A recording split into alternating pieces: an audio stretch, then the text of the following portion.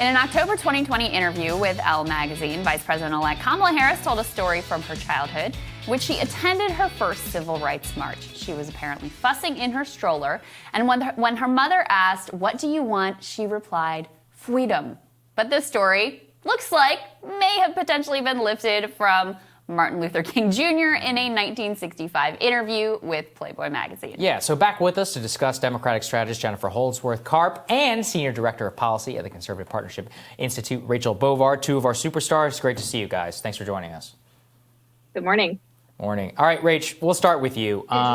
Look, I looked, I read the original documents. I read the MLK story. I have the MLK story. Okay, I can read. So I did the Kamala Fwee-Dom story. So here's the MLK Jr. version.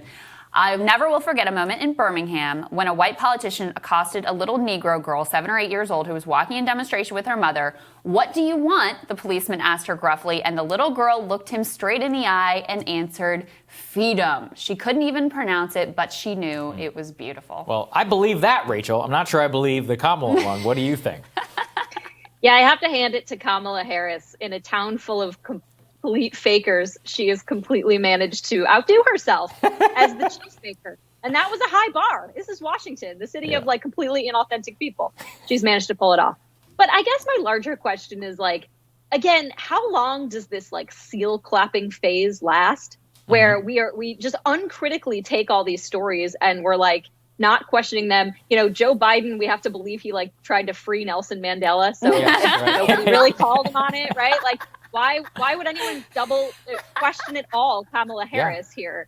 So, like, how long do we sit as seals and just clap for this stuff instead of being actually critical about the people who are about to take the White House? I completely agree with you. And look, Jen, one of the things I actually enjoyed about the Trump era is that everything the president said was under a total microscope. So he would tell these like completely BS stories about like his friend Doug and the price of which nobody even knows who Doug is or whether he even exists. We don't remember the price of what? Price of drugs and like the price of hell. I don't even remember what it was. This is from my White House correspondent days. So there was another one with the Paris Climate Accords where he talked about a friend who on the golf course. And again, no one could figure it out. And people called that out. You know, Daniel Dale and all these people made a lot of money over at CNN on that. But this type of stuff just goes totally unchecked by most people in the media. As far as I know, it's us and a bunch of right-wing cranks who are talking about this currently. I mean, we got to see some level of scrutiny upon the next vice president of the United States here. Sure.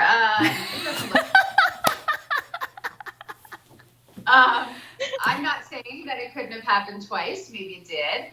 But honestly, I've known for a long time that a lot of elected officials and politicians and candidates, when they're running for office, use a lot of composite stories in their storytelling. Like, I know that, Senator Booker a number of years ago was, of making up a character that he told a story about, and what it really turned out to be was a composite of things that he had experienced when he was the mayor of Newark. So is that was T-Bone. Yeah, I mean, who can forget? Yeah. Not unusual. I think it is one of the things that people dislike very much about Washington and makes it seem even more inauthentic than most people already think it is.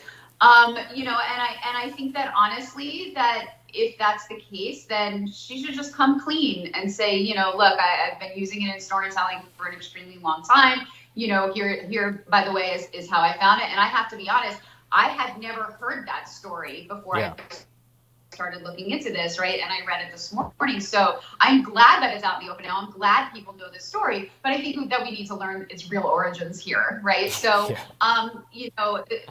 it's not a good look to lift something like that and to use it as your own. But I'm also not 100% saying that it didn't happen again. Maybe it did. Yeah, who knows? Who knows? Yeah. Rachel, I have to say, Jennifer's got a little bit of an edge in this segment for bringing up T-Bone. Yeah. But not my Mandela story. Come on. Yeah, that was good too. That was good too. Just bring up Corn Pop. They actually found that there was a real guy named Corn Pop. Yeah. But Rachel, it actually reminds me of a story that you and I covered when you were in for Sagar last week about how there's a company that will actually like curate your Zoom bookshelf behind you for all the DC ghouls who are too soulless to either like have their own books or apparently like live their own lives and have their own stories to tell about it. No, this is part and parcel of DC. But there's a level of shamelessness, I think, in like repeating these stories, because what Jennifer is talking about with the composites, like you're being upfront about it, right? You're like sort of creating a narrative to represent metaphorically like what you're trying to say. Just shamelessly swiping people's stories is a level of shamelessness because you know you're not going to get called out on it by a complicit media. Or if you do, you're just like, well, everybody else does it too. Right? Like that is the part and parcel of this town. And I think it's why people hate politicians. It's why people hate fake Zoom backgrounds. It's why they hate all this stuff, because it's the most like inartful, inauthentic thing people have ever seen. And it's in our nation's capital every day. What do you think that Senator Harris's, now Vice President-elect Harris's, role is going to be in this administration? Because I'll be honest with you, when she got picked for the Veep slot, I thought she would be a lot more prominent. I thought we would see and hear a lot more from her. I would have expected she would have been more present in the $2,000 checks debate here, at the end of the year. She's been a lot quieter than I thought she would ultimately be. What do you read into that, and what do you think that says about how she will play the role of vice president in these next 4 years?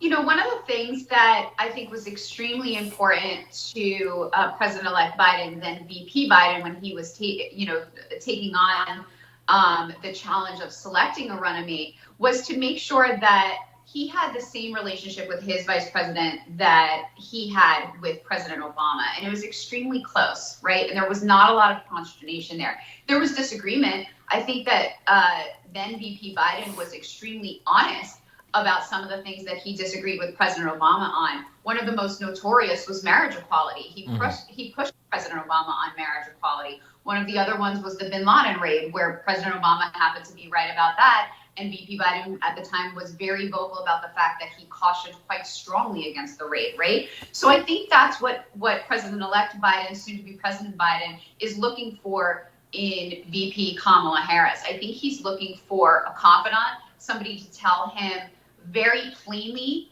what their opinion is, very plainly what the facts are, to prosecute the case, and then to let him make the decision and be the leader, because that is the role that Joe Biden played for President Obama. And I think that Kamala Harris is doing a very good job at that already. I think that there's no reason for her to be, sort of fighting for the microphone from Joe Biden. I think that there's a tremendous amount of learning going through this transition. I think she wants to make sure that her own staff is in place, that she makes sure that she understands everything. She's never been in the White House before. Joe Biden has been in the White House before. I think she's taking the role really, really seriously and doing the homework necessary to get in there and hit the ground running. So I'm not surprised at all that we haven't seen her in front of every microphone. I think it's a good thing. And I think that you're going to see more and more of her, just like we saw more and more of Joe Biden when he was vice president. Yeah, that's interesting. She's always been a very careful politician. So in that way, it actually tracks with the way that she's conducted herself throughout her career. Ladies, thank you both. Thanks, Appreciate guys. Thank you. Thank you. Next, latest on today's Georgia Senate runoff with political reporter for the Atlanta Journal-Constitution, Greg Bluestein, great friend of the show, great reporter down there, when Rising continues.